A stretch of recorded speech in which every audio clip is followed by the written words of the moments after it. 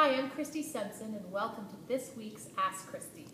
I'm here with my good friend Nicole Malcolm, and she is kind enough to do all the costume coordination for all of my kids' choir shows.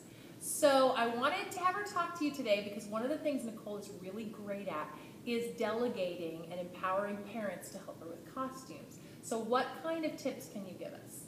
I like to have a handout when the parents are signing their children in for kids choir the first couple of weeks that they fill out, which lets me know if they're interested in helping find props, maybe take in costumes, sew costumes, shop for costumes, even help build sets. So they fill out a form, and then I have a meeting a couple of weeks in, and I get together with all the parents and we talk about what we need, and the parents volunteer to find things, or I and do they volunteer? Because I think what you do is you say, who is going to take over this part? Some of us, I think you included, directors, feel like we don't want to burden anyone, so we don't ask.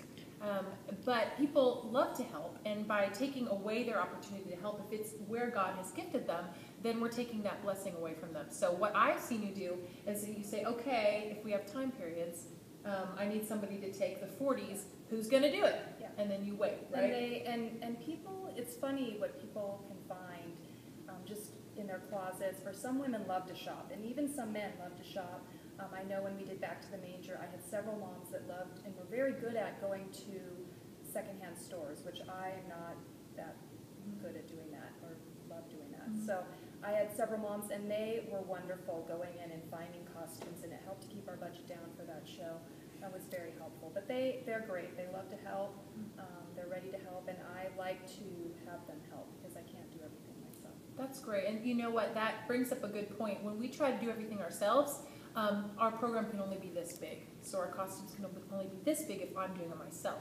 But if I get people who are good at going to secondhand shops, or people like you that are good at figuring things out and finding seamstresses, you know, the whole thing can be so much bigger, and it brings so much glory to God. So, and it allows the vision, or even the look of the show, to be bigger too, because I only have this vision, but somebody else can have a different take of what that character can look like, and I really like to take in different points of view with characters. Ooh, I love that. It's very helpful. That's great. So that's our tip of the day, getting parents to volunteer and empowering them. Next week, we're going to talk about costumes again.